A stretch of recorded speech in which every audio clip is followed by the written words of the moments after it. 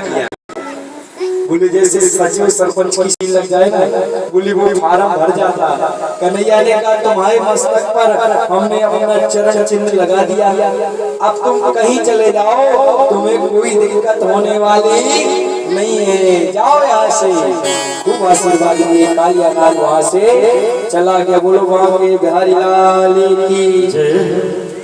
अब भगवान गए और भगवान वहां से चले तो भगवान ने देखा कुछ स्त्रियां निर्वस्त्राणाम सताम, निर्वस्त्र होकर के जल में स्नान कर रही हैं।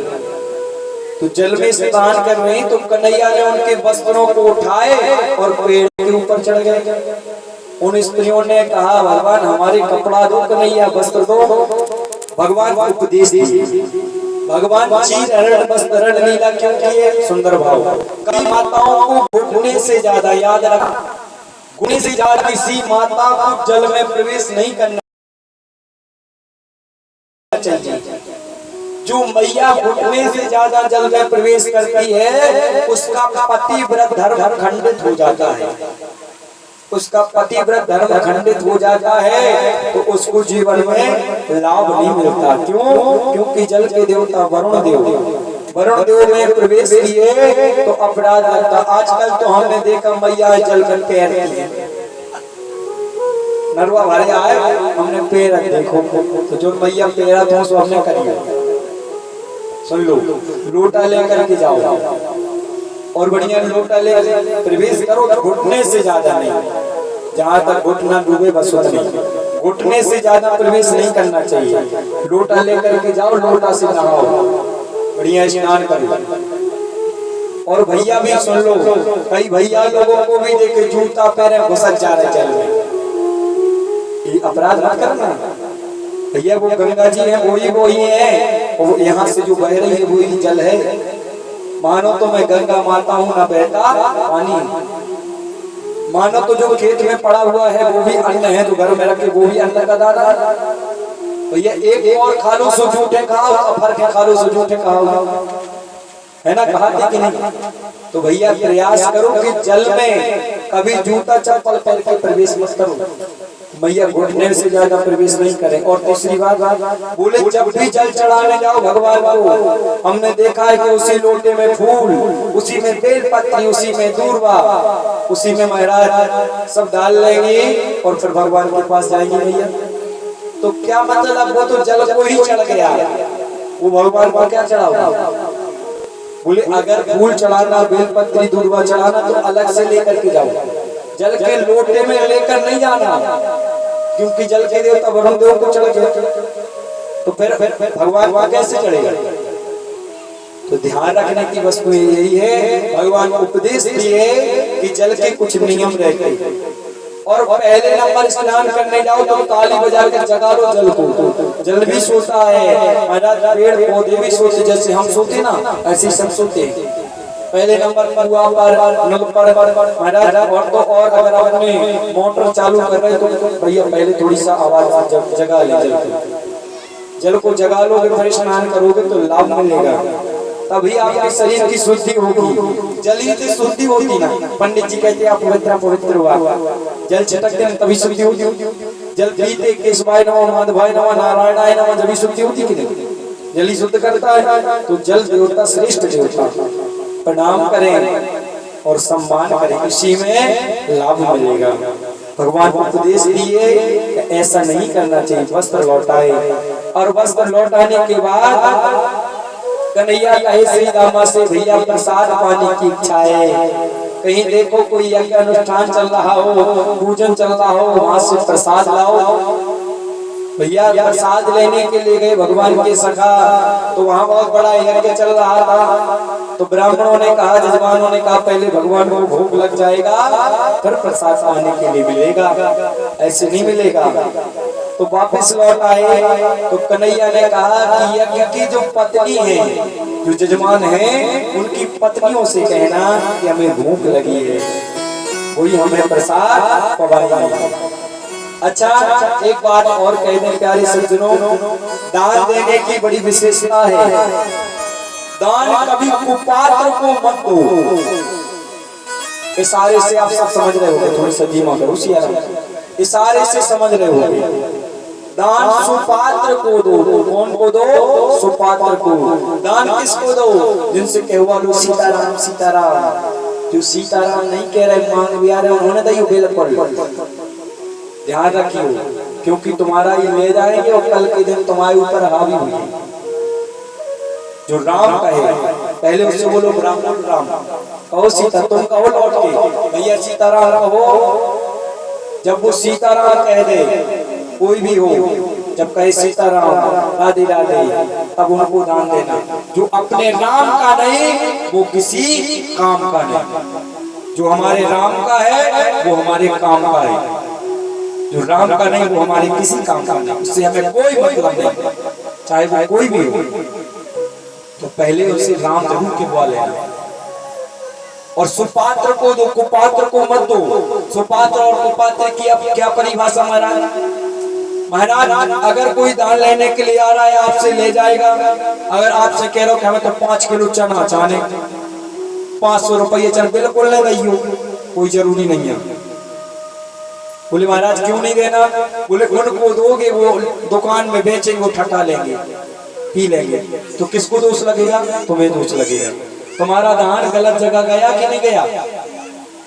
तो बोले अनजान व्यक्ति को ऐसा क्या दो? बोले आटा प्रसाद लो, आटा दे दो। आटा कितना दो? बोले महाराज जिसमें 4 गटकड़े बन जाए, 4 गटकड़े बन जाए, अब तुम खाओ चाहे बेचो, तुम जानो। तुम्हारा आटा भी कब दो? बोले सीताराम के बुआ लो। और आगे कुछ नहीं, आप सब समझदार हो। और जिसको जानो उसको मानो, जिसको ना जानो उसको ना मानो। आजकल की बड़ी दुविधाएं, ले जा रहे हैं हमारे राम का और राम नहीं कह रहे हैं, तो राम जरूर के बुआ। भगवान ने यज्ञ पत्नियों के द्वारा दान आया, दान को स्वीकार किया और स्वीकार करने के बाद में खूब आशीर्वाद दिए। अब तो ब्राह्मण आए, बोले ठाकुर जी हमें भी आशीर्वाद दो। परमात्मा ने सबको आशीर्वाद दिया और आशीर्वाद देने के बाद भगवान आए और भगवान ने देखा कन्हैया, ओहो चारों जगह बढ़िया कढ़ैया चली हैं, चारों जगह बढ़िया अनेकों प्रकार के व्यंजन बन रहे, बढ़िया अनेकों प्रकार के रसगुल्ला बन रहे, छेना के रसगुल्ला, खोवा के रसगुल्ला, बालूशाही, बढ़िया भैया रबड़ी बनाई जा रही है, अनेकों प्रकार से मीठा मिठाइयाँ बनाई जा रही। जिम में पानी तो नहीं आ गया, अभी भोग लगना है, फिर मिलेगा सबको। कन्हैया ने कहा क्यों बाबा आज दीपावली है क्या? बोले दीपावली नहीं है, साल में एक बार इंद्र की पूजा होती। किन की पूजा? बोले इंद्र की पूजा होती। बोले इंद्र की पूजा से क्या मिलता? बोले इंद्र की पूजा होती तो इंद्र जल गिराते हैं और जो जल गिरता है उससे हमारी फसल अच्छी आती है। बोले साल में इंद्र की पूजा होती है। तो कन्हैया ने कहा इस बार इंद्र की पूजा नहीं होगी, इस बार गोवर्धन जी की पूजा होगी। बोलो गोवर्धन भगवान की। सबको गोवर्धन जी की पूजा करना, किसी को जाना नहीं है, बढ़िया पूजा करना, परिक्रमा लगाना, साक्षात स्वरूप बैठा है। और कल भगवान के विवाह की कथा है बड़े भाव से। तो दुनिया के विवाह में तो हम महीना पहले से तैयारी करते, 1 महीना पहले से प्रेस करने लगते, ब्याह होते तैयारी करने लगा, सामान खरीदने लगा। तो कल किनकी शादी है? बोले कन्हैया की। तो भगवान की शादी जन्मोत्सव के तत्पश्चात आज गोवर्धन पूजा और कल भगवान के विवाह की कथा आप सभी श्रवण करेंगे और भगवान के पांव भी पखारे जाएंगे सुंदर भाव से। जो भक्त चाहे तो भगवान के पांव भी पखार सकेंगे और बड़े भाव से आए। ठाकुर जी गंगा बह रहे हैं, भागवत रूपी गंगा बह रही है, तो खूब स्नान करो, इसी में कल्याण है। बोलो बांके बिहारी लाल की जय। बैलगाड़ी में सामान भर के सभी गोवर्धन की ओर जा रहे। आइए बड़े भाव से आप तैयारी कर लें, सुंदर भाव से गोवर्धन की ओर चले। कि मैं तो गोवर्धन को जाऊं मेरी भी ना माने मेरा बनवा। गोवर्धन को जाऊं मेरी भी ना माने मोर बनवा। ना माने मोर बनवा, ना माने मोर बनवा, ना माने मोर बनवा, ना माने मोर बनवा, ना माने मोर बनवा, ना मोरो मनवा माने मोरो मनवा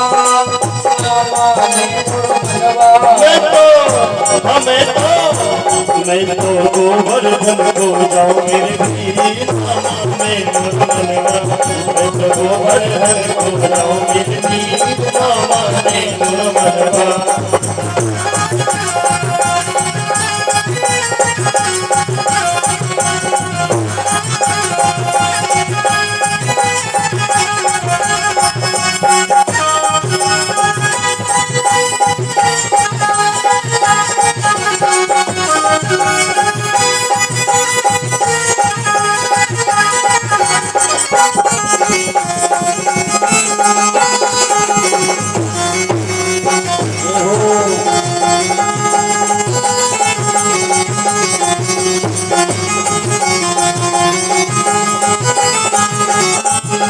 सात कोश की है परिक्रमा सात कोश की है परिक्रमा सात कोश की है परिक्रमा सात कोश की है परिक्रमा सात कोश की है परिक्रमा सात कोश की है परिक्रमा सात कोश की है परिक्रमा सात कोश की है परिक्रमा मैं कमाल शिकल कर रहा हूँ मेरे वीर माने मोरो मनवा मैं तो गोवर्धन को जाऊं मेरे वीर माने मोरो मनवा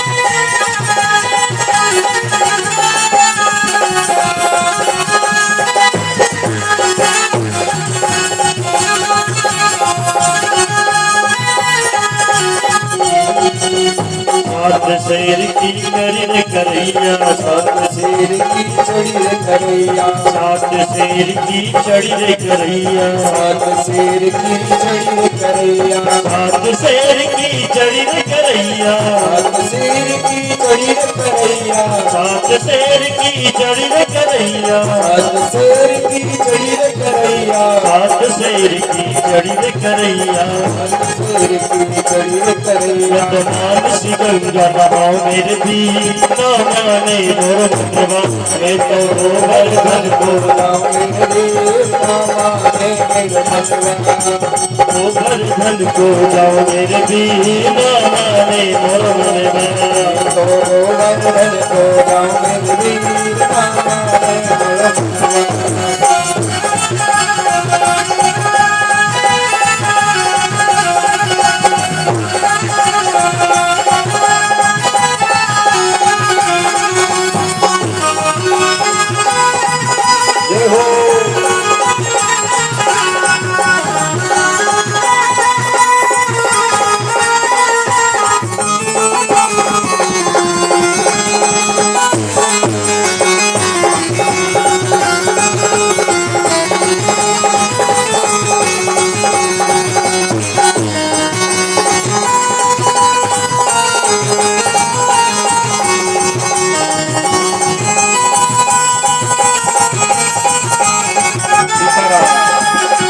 तो पहले मैया परिक्रमा करेंगे फिर भैया पहले मैया क्रम से सभी मैया परिक्रमा करें फिर भैया इधर भजन भी सुनते जाए ऐसे नहीं कि इकट्ठे सब लोग खड़े हो जाओ पहले आधी फिर उसके बाद और क्रम से परिक्रमा करें एक एक परिक्रमा लगा फिर बैठती जाए फिर मैया जब परिक्रमा कर लें फिर भैया लोग क्रम से फिर भैया लोग सभी परिक्रमा करेंगे इधर भजन भी सुनते जाएंगे सुंदर भाव से